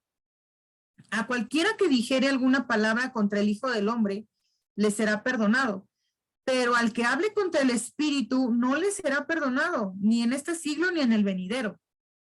O haced el árbol bueno y su fruto bueno, o haced el árbol malo y su fruto malo, porque por el fruto se conoce el árbol. Este versículo es el versículo 33, creo que aquí nos está diciendo todo. Que por nuestros frutos nos van a conocer. Y en una parte de la escritura lo dice, por sus frutos los conoceréis. Y aquí cuando dice, o hacer el árbol bueno y fruto bueno, o hacer el árbol malo y el fruto malo, aquí está diciéndonos que si nosotros tenemos al Espíritu Santo con nosotros, vamos a tener el fruto del Espíritu, que el fruto del Espíritu tú lo puedes buscar. Ahorita eso es cuando lleguemos a Gálatas, ¿verdad? Pero el fruto del Espíritu está en Gálatas. Está en Gálatas 5, si no me equivoco, versículos 22 y 23. Entonces, aquí está dando esa importancia de tener el Espíritu Santo con nosotros, porque cuando el Espíritu Santo está con nosotros tenemos el fruto, que es amor, gozo, paz, paciencia, bondad, etcétera. Entonces, creo que aquí lo que el Señor les está diciendo es eso, la importancia que tiene el Espíritu Santo, porque aparte de que si Él está, podemos echar fuera a los demonios, también ahí se va a ver quiénes somos nosotros y el fruto que damos. Y lo remata con el versículo 34, cuando dice, generación de víboras, ¿cómo podéis hablar lo bueno siendo malos? Porque de la abundancia del corazón habla la boca. Pues aquí les está diciendo, ¿cómo está su corazón de ustedes? ¿Qué tienen? Que de su corazón está hablando y están diciendo semejante blasfemia y hasta están dudando de lo que yo estoy haciendo y por qué lo estoy haciendo y quién es el que está conmigo por lo cual estoy echando fuera este demonio. O sea, ¿cómo se atreven a dudar del reino de Dios? ¿Qué tienen en el corazón? Entonces también aquí es cuando nosotros tenemos que reflexionar cómo está nuestro corazón también. Porque, bueno, a lo mejor no estoy adelantando mucho, pero el Señor me está dando esas palabras ahorita. Claro, está bien. Porque en una porción de Proverbios, el Señor también nos dice que cuidemos nuestro corazón porque de él mana la vida. Claro, está bien. Entonces, simplemente, ¿cómo está tu corazón? También aquí es importante, ¿no? Aquí nos da la importancia de que tiene el Espíritu Santo en nuestra vida, pero también de cómo debemos de cuidar nuestro corazón. Y fíjate en el 35, el hombre bueno del buen tesoro del corazón saca buenas cosas, y el hombre malo del mal tesoro saca malas cosas. ¿Sí? Entonces, aquí el Señor les está diciendo esta palabra a los fariseos. ¿Cómo tienen el corazón? O sea, ¿cómo están por dentro que son capaces de blasfemar y de dudar del Espíritu Santo y bueno, y de lo que yo estoy haciendo por medio de que el Espíritu Santo está conmigo? O sea, ¿cómo creen? Entonces, ve esto, ¿no? Entonces, creo que aquí esta palabra es muy hermosa porque creo que el Señor nos está diciendo, si tú tienes el fruto del Espíritu, si tú tienes el Espíritu Santo, vas a poder echar fuera demonios, vas a poder echarlos fuera porque yo te voy a dar el poder y la autoridad, pero también analiza tu corazón cómo está. Analízate y que tu corazón siempre lo cuides, que eso es muy importante. Claro, y puede que uno no esté involucrado en guerras espirituales, puede que uno no esté involucrado en eso, porque no es como el llamado o la asignación específica que tiene de parte del Padre, pero el solo hecho de que no se le acerquen a uno, o sea, decía Martín Lutero que él no podía evitar que las aves revolotearan encima de él, o sea, pero que él sí podía evitar que las aves hicieran nido en su cabeza, ¿sí? Cuando yo soy gerente o soy el director de una empresa, yo arraso con la idolatría que hay en la empresa, pero yo no lo arraso desde el punto de vista religioso, sino yo digo, en algún momento encuentro por imagen corporativa que hay que cambiar la imagen corporativa de la empresa donde nadie puede tener símbolos religiosos. O lo que he hecho en empresas multinacionales donde hay mucha idolatría, es que yo digo, pues esta empresa cotiza en bolsa y como cotiza en bolsa, nos visitan clientes y proveedores y entonces nosotros tenemos que ser neutros. Entonces háganme el favor y eso que hay ahí, me lo quitan de ahí. ¿Sí? Siempre hay altares y cosas, siempre claro que lo tengo que hacer con sabiduría, pero porque tengo la autoridad para hacerlo. Entonces, o que la música, que no, que está la música, no, espérate, que esta es una empresa. A ti no te gusta que se te metan en tu vida, no quieres que nos metamos en tu vida, respetamos tu condición, todo. Entonces, por favor, tampoco nos traigas tus problemas ni tus gustos a la empresa. Es decir, o sea, y en la medida en que la gente no traiga los problemas a la empresa es mucho mejor, porque con eso no pierden tiempo contándose la vida a todo el mundo, qué le pasó anoche, cómo estuvo con su pareja, no. Entonces, se le respeta la vida a la gente, pero se le pide que no traiga sus problemas también. Entonces, eh, hay que tener prudencia, saberlo hacer, pero también hay que ejercer el poder y la autoridad que tenemos en un momento determinado. ¿Sí? Hay que ejercerlo, o sea, hay que ejercerlo. No estamos hablando vamos a llamarlo mundo espiritual a la ofensiva, no estamos atacando a nadie, pero por lo menos defender nuestro territorio o que nuestro territorio esté limpio. No sé si me hice entender. Que mi empresa esté limpia, que mi casa esté limpia. Si Dios no me llamó a la guerra territorial, pues sí, yo no sé cuántos millones de demonios haya en la ciudad, pero por lo menos mi casa debe estar limpia y ahí deben haber por lo menos ángeles cuidando mi casa. Sí, o sea, por lo menos eso. Por lo menos que no esté el señor Belzebul, que el creíamos más atrasito, el señor de las moscas, el señor del estiércol, esté ahí con su mosquero, pues así, saboteándonos las emociones, la economía, ¿sí? Por lo menos que esté lejos, por lo menos, es decir, como mínimo, que el ambiente donde estemos no sea un ambiente tóxico, no sea un ambiente contaminado, un ambiente limpio, ¿sí? De música, de contaminación por objetos, de comportamiento, que por lo menos sea un entorno limpio, así sea que no, porque alguien dirá, pero yo no estoy en guerra espiritual, está bien, pero por lo menos el entorno donde vives que esté limpio, que esté aseado, que esté ordenado. Donde hay vacío, hay desorden, donde hay desorden, hay vacío. Porque es importante los procedimientos para evitar vacíos de interpretación. El vacío elimina el desorden. Porque siempre donde uno encuentra vacíos, hay desorden. Hay veces las empresas tienen problemas en las fronteras. No es que yo soy de logística, no es que yo soy de ventas, no es que yo soy de mercadotecnia, no es que yo soy de producción, no es que yo soy de allí.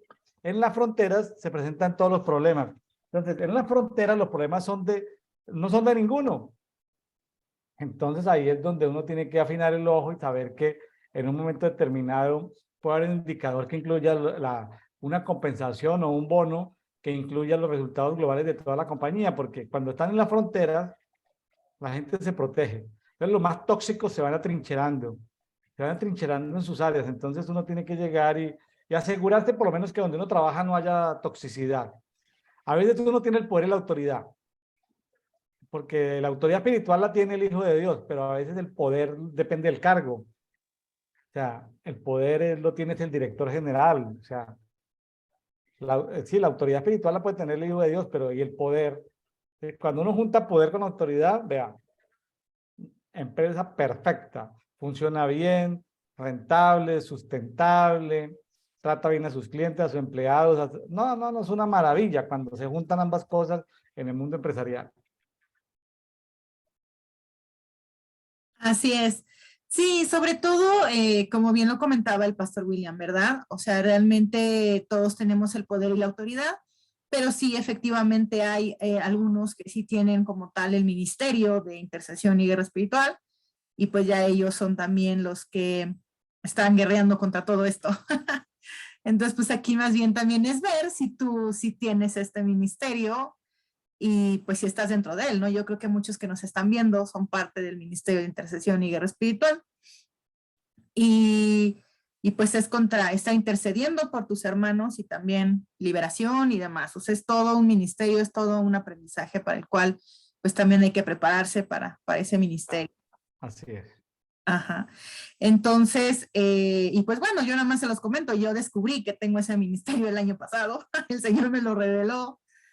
Entonces, a ejercerlo y a fortalecerse, ¿no? Porque pues sí estamos peleando contra cosas bastante fuertes, entonces pues sí hay que estar fuerte para cuando hay que guerrear.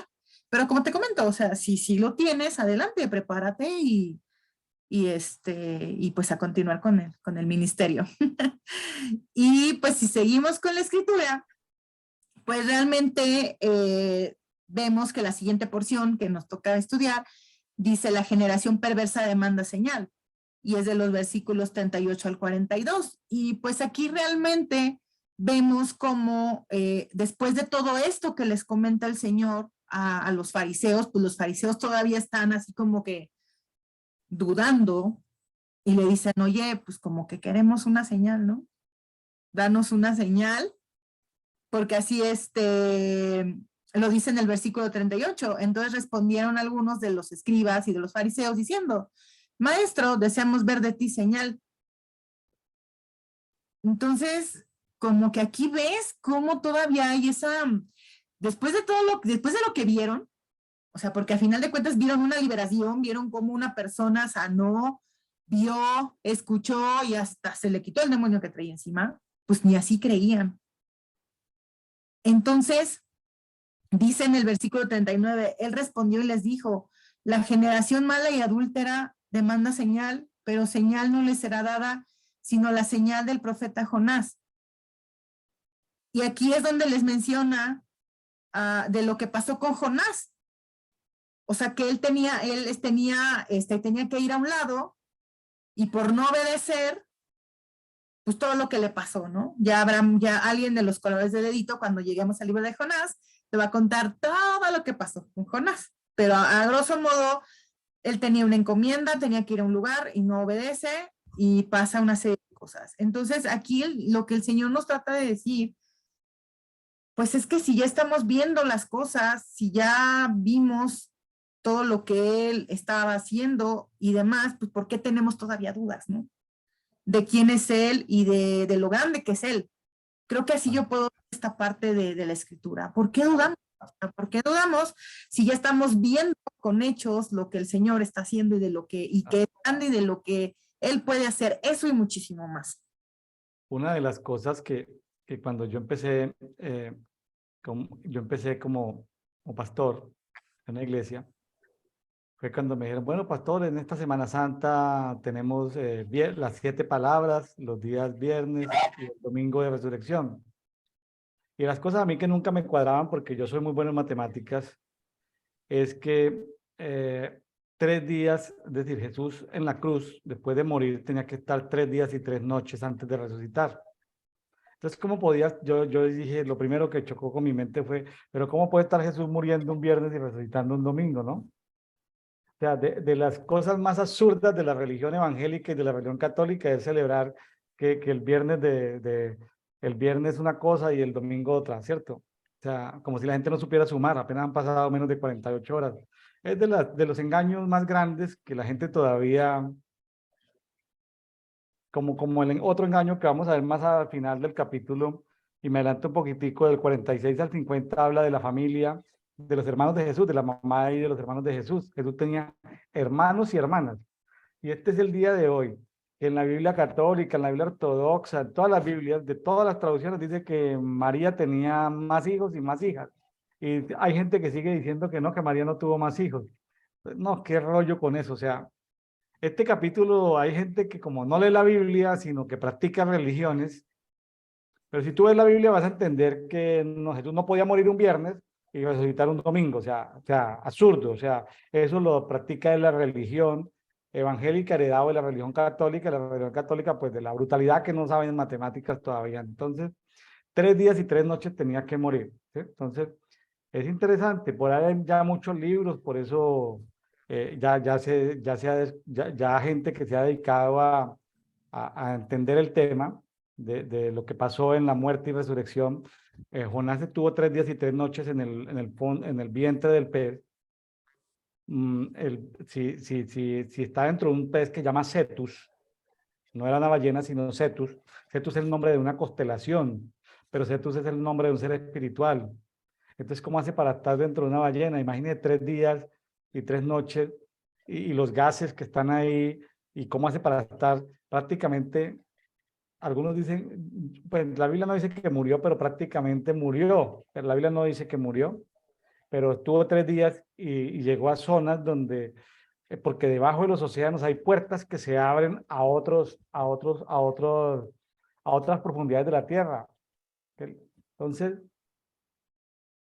¿dónde estuvo Jonás los 3 días y 3 noches? Jesús estuvo 3 días y 3 noches haciendo algunas actividades antes de resucitar. O sea, no solamente creer en que Jesús murió por nosotros, en el Evangelio y la salvación, sino que Jesús resucitó por nosotros y de que nosotros podemos morir en Cristo y resucitar en Cristo. ¿Ah, cómo así? Tenemos que morir para resucitar, eso es otro tema, pero en vida podemos morir, claro. Yo puedo morir al pecado, puedo morir a la mentira, puedo morir a muchas cosas, ir muriendo todo. Conforme Dios, la Biblia me traiga más luz, el Espíritu me dé más luz, yo muero a cosas, o sea, dejo de hacer cosas y también voy resucitando a cosas. Entonces, hasta que soy plenamente un hijo de la resurrección. El tema parece sencillo, pero no es sencillo. Aquí con el ejemplo de los 3 días y las 3 noches, el gran engaño que ha cometido la religión católica, la religión ortodoxa, la religión evangélica, es celebrando el viernes las 7 palabras, la muerte de Jesús en la cruz y el domingo, o sea, como si no supieran sumar. Eso hay ya muchos libros, muchas fuentes. Escríbame ahí en la descripción de YouTube, aparecen nuestros correos, nuestros teléfonos, escríbame. Quiero una fuente de esas y con mucho gusto le decimos dónde consultar, y saber qué fue lo que pasó, los verdaderos tiempos, las verdaderas fechas en las que Jesús nació, las verdaderas fechas en las que Jesús resucitó, bueno, todo tipo de cosas, ya hay mucho, pero como al religioso no le gusta la historia, al religioso le gusta la imposición del dogma, ¿sí? Y vemos que Jesús estaba aquí de pelea siempre con los religiosos. Oye, pero es que hoy en día no hay fariseos, hay mucha gente religiosa que están apegados a la norma más que a la revelación del Espíritu Santo.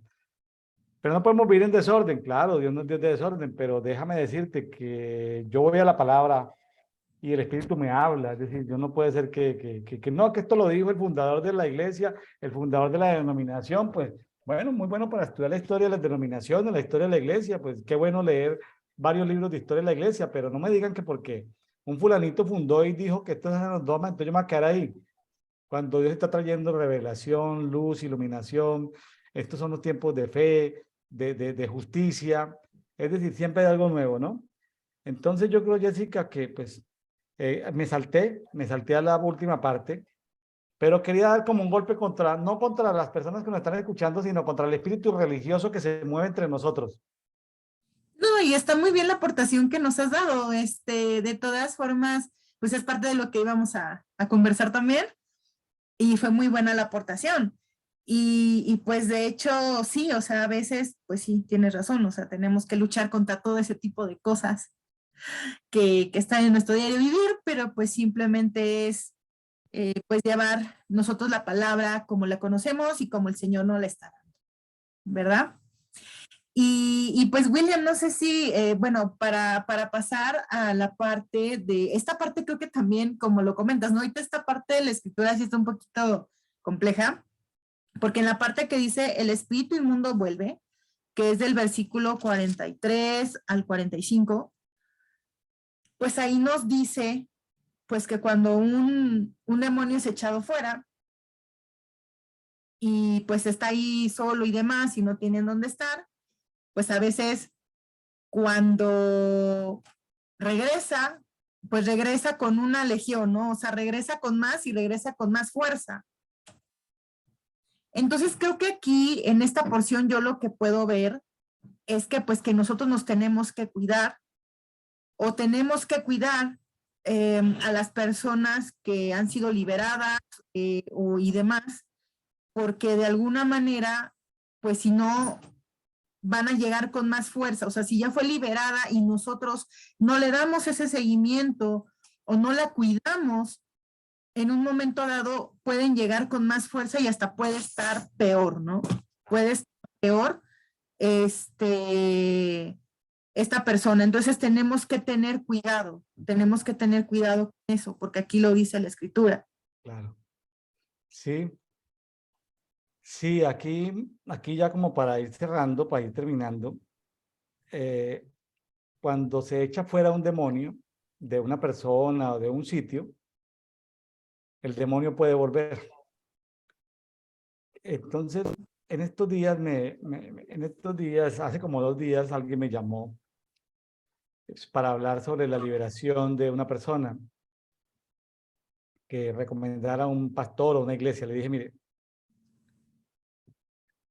recordé la historia, porque hace 30 años Dios trajo mucha luz sobre la liberación. Hace 40 años era puro exorcismo católico, puro exorcismo evangélico. Pero Dios trajo mucha luz, entonces hubo movimientos de liberación donde se echaban fuera demonios. Qué bonito. Pero luego la gente se demonizaba. Culto de liberación y al otro día llegaban otra vez más endemoniados y al tercer día de la campaña más endemoniados. Entonces, eso, entonces, está bien, voy a hablar de dos cosas, suceso y proceso. El suceso es ministrar, imponer manos, bueno, ungir con aceite, ministrar, eso es un suceso. Culto de liberación es un suceso, pero hay que acompañarlo del proceso. Voy a ponerlo en el sentido, alguien viene y yo lo libero porque tiene espíritu de drogadicción, pongámosle que se llama espíritu de drogadicción, un mero ejemplo, pero alguien tiene que acompañarlo porque la persona llegó a ser adicta a las drogas porque tiene vacíos emocionales. Entonces, ese suceso de liberación, chéverísimo, pero alguien que le dé consejo pastoral o asesoría psicológica de por qué esos vacíos emocionales, de por qué recurrió a la droga. Entonces, voy a decirlo con mucho cuidado y con mucho respeto y espero no sea malentendido. Estuvimos en una iglesia en Bogotá con un pastor amigo donde el pastor que tiene 30, 40,000 personas en cada servicio, miles y miles y miles de sanidades, y decían, no sé por qué la gente se sana y vuelve luego más enferma. O sea, la gente se sana por la presencia del Espíritu Santo. Ojo con eso. Pero la gente vuelve más enferma o pierde la sanidad en un tiempo. Oye, porque no es solamente acompañarlo de buenos servicios de administración de liberación, sino hay que poner 20 pastores consejeros a dar sanidad interior, a dar consejería, porque las personas son adictas al pecado. El cuerpo es adicto al pecado. Al fornicario se le sacó el demonio de fornicación, bueno, lo que sea, pero el cuerpo es adicto a la fornicación. Tiene que recibir un entrenamiento para poder abstenerse de fornicar. ¿Sí? Oye, que tenía un cáncer y el cuerpo recibía cierta droga y el cáncer no era biológico, sino que era un demonio. Por ahí vimos que había un endemoniado, que era un demonio de ceguera y de sordera. El demonio se fue, pero el demonio volvió. Entonces, hay que dar, o sea, lo que yo estoy hablando de suceso, y eso ya existe, alta tecnología en administración, suceso. Hoy en día la tecnología espiritual ha avanzado, una cosa espectacular. Hay ministerios que te ministran por internet, por Zoom, sacan el demonio de donde esté oculto, es decir, lo sacan porque lo sacan, hay liberación. Lo que yo recomiendo, por mi experiencia, y eso es que complementen con procesos, es decir, que la persona se someta a un proceso de consejería pastoral o de asesoramiento de un profesional de la salud con formación, un pastor que sea o psicólogo o un pastor que sea psicólogo o un pastor que sea psiquiatra, porque hay que entender ciertas normas de comportamiento, porque hay pastores que no tienen ni la más remota idea de cosas de las emociones y sirven para brindar amor, pero no saben más, es decir, nadie puede dar más de lo que tiene. Entonces, cuando se trata de salud emocional, de salud espiritual, hay que buscar hay que acompañar el suceso del proceso. Bien, a una persona se le puede liberar de espíritu de pobreza. Pastor William, todos los pobres son endemoniados. No me malentiendan. Las personas son pobres por herencia, por maldición, por injusticias del sistema, por mil cosas. Pero hay espíritus de pobreza. Si tú liberas a alguien de espíritu de pobreza, pero no le enseñas, no le das unas clases de finanzas básicas bíblicas, viene el espíritu de pobreza otra vez y le daña la autoestima, otra vez vuelve y se le mete. Entonces, se trata de proceso, o sea, buenos ministerios de liberación hay. Hoy en día, gloria a Dios, ya no se hace exorcismo, ya no se hace liberación clásica, no, ya se hace cosas de alta tecnología. Eso ha avanzado mucho. Hay ministerios espectaculares a nivel mundial. Escríbanos, si necesita ayuda, escríbanos, le recomendamos alguno. Hay mucho. Pero hay que acompañarlo de consejería pastoral y psicológica o psiquiátrica. Hay que acompañarlo de eso. Hay que acompañar el suceso del proceso. De esa manera tenemos un evangelio más completo, tenemos gente que no pierde la sanidad, que no pierde la liberación, que no vuelve al pecado, porque hay gente que dice, volvió a pecar. Ay, pero ¿por qué volvió a pecar si el Señor lo liberó? Que no, es decir, eso era válido escucharlo hace 30, 20 años. Hoy en día ya no es válido, que ¿por qué alguien volvió a pecar? Eso ya hoy en día significa de que el suceso, y los evangelistas, Jessica, son mucho de sucesos. Entonces el evangelista es de suceso, porque Dios le da una unción para sucesos. Va a un sitio, hace lo que Dios le puso a hacer y ¡trum! Pero el evangelista debe decirle al pastor de la zona, o a los pastores de la zona, mire, a estos que eran alcohólicos y que ya se convirtieron al Señor, ya le limpiamos, no sé, le lavamos los pies con agua, ya les ungimos con aceite, ya les sacamos los demonios, ya los sanamos. Pastor, usted se encarga de ellos. ¿Sí? ¿Sí me hago entender, Jessica? O sea, Sí. El evangelista es muy de suceso, pero el pastor debe ser de proceso. Eso era, Jessica, ya como para ir cerrando. O sea, necesitamos trabajar con otros ministerios, o sea, más completos. ¿Sí? Hagámoslo más integral, hagámoslo más, no burocrático, sino hagámoslo más práctico, que la persona que recibe sanidad emocional, espiritual o financiera porque se echa fuera algún espíritu, no recaiga nuevamente. ¿Sí? Las personas no lo saben.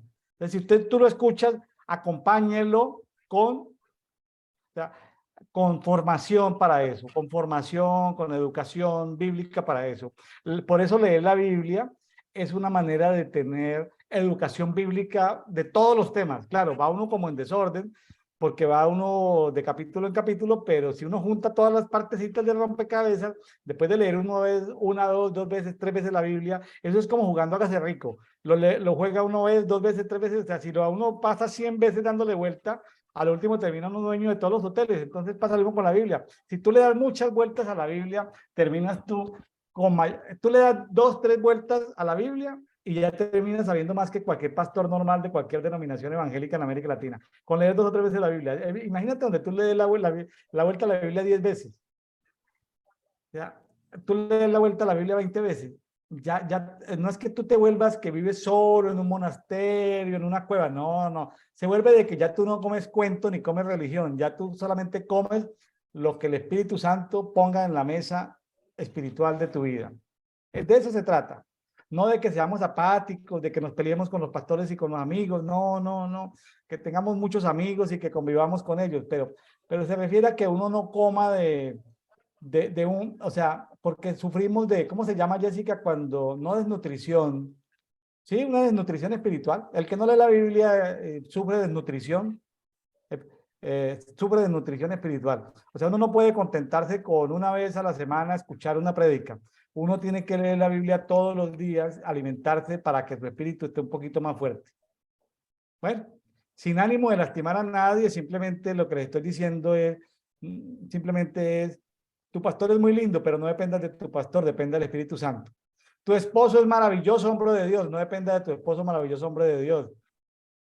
Depende del Espíritu Santo. Que tú eres un hijo y que tu papá es espectacular o tu mamá es espectacular. Está bien, esas son bendiciones. Depende tú del Espíritu Santo. La invitación es, cada uno depende del Espíritu Santo. ¿Sí? No significa que vas a rebelarte, nada, no te estamos hablando de eso, no lo saques de contexto. Todos estamos obligados a depender del Espíritu Santo. Sí o sí. Esa es la fórmula para no... Esa es la fórmula. Primero Dios, segundo yo, tercero mi prójimo. ¿Dónde queda mi pastor? Pues él no es primero que Dios. Entonces, claro que estoy bajo autoridad, voy a informar, pero hay cosas que si el Espíritu me manda, informo. No pido permiso, informo. El Espíritu Santo me mandó a Alaska. Ah, pero es que tú no puedes ir a Alaska, me da mucha pena, te estoy informando. Reporto al Espíritu Santo. ¿Sí? Si tú reportaras al Espíritu Santo, sabrías que yo tengo que ir a Alaska. Entonces, pero no se trata de entrar en conflicto, se trata de, estoy informando, no me voy a ausentar estos 15 días porque voy a Alaska, te estoy reportando, pero es que tenemos en la iglesia la celebración te estoy reportando que tengo una misión del Espíritu Santo. Porque la religión trata de meternos en activismos y en cosas, y ay, Dios mío, líbrese de la religión, no se puede salir del activismo. Como este no es un programa de iglesia local, sino este es un programa de cuerpo, pues, como dicen en el pueblo donde nació mi mamá, al que le caiga el guante, pues, I'm sorry, ¿no? Es Biblia, no es nada personal, es Biblia. Eso dice la Biblia, no nada personal el que nos está escuchando, porque a veces uno en la iglesia local dice, ay, el pastor me está predicando a mí porque yo soy el único que, sí, el único que me choqué esta semana, o soy el único que no tengo trabajo en la congregación, o soy el único que me dejó la novia. El pastor está predicando eso por mí, pero aquí como esto está llegando a centenares de personas por varios medios en directo y eso luego sigue en diferido, más gente viendo esto, o sea que nada personal. Como dicen las películas, no es personal, son negocios. Aquí decimos nada personal, es Biblia. Y es de lo que nos alimentamos. Entonces, nuestra recomendación, sálgase de la desnutrición espiritual y aliméntese todos los días. Ahora, si la Biblia la acompaña de oración, maravilloso. Si la acompaña de adoración, maravilloso. Si saca tiempo con Dios, no hay manera de que el Espíritu Santo no te revele cosas nuevas si tú sacas tiempo con Dios. Así es. No, pues ahora sí que ya más claro no puede estar, William. Buenas las aportaciones que has dado y pues creo que ya conversamos todo lo del día de hoy. Yo la verdad pues me siento muy contenta, muy agradecida con todos por esta oportunidad que tengo en Dedito. Yo sé que muy pronto los voy a volver a ver en otro día. Ya me tocará otra porción de la escritura para conversar con ustedes. Pues cuídense mucho y los veo muy, muy pronto por aquí. Bueno, Jessica, muchas gracias, muchas bendiciones. Amigos, si les ha gustado, por favor, comparta con otras personas. Estos sistemas de inteligencia artificial, de manejo de datos en las redes sociales funciona es por algoritmos que si tú le das me gusta, haces un comentario y lo compartes, pues se va a visibilizar. Entonces, cuando la persona coloque Biblia, pues le va a buscar Biblia, Génesis, lo va a llevar aquí, o Mateo, en fin. Gracias por estar con nosotros. No tiene que estar siempre dependiente, no. Nuestro interés es motivarlo a que usted dependa del Espíritu Santo. Y si el Espíritu Santo le dice, ya es suficiente con dedito, deja de escuchar dedito y mejor dedícate a orar, a leer la palabra, chéverísimo. Hazle caso al Espíritu Santo. Bueno, pero mientras tanto, muchas personas que nos escuchen son motivadas a crear el hábito y a veces uno necesita como que acompañarse de alguien para tomar el hábito y bueno, y recibirse. Hay como etapas en la vida, así como en las ciudades que hay metro. Hay estaciones de metro que hay que tomar a veces en la vida, ¿sí? No siempre están montando en metro. Hay veces el Señor lo lleva en avión o en vehículo particular, autotransporte o en barco, qué sé yo. Pero esto es como porque alguien en algún momento, después de recibir al Señor, tiene que pasar por todos estos temas o alguien está en crisis allá en lo que está haciendo, pues busque de Dios. Bendiciones para todos. Chao, chao. Bendiciones.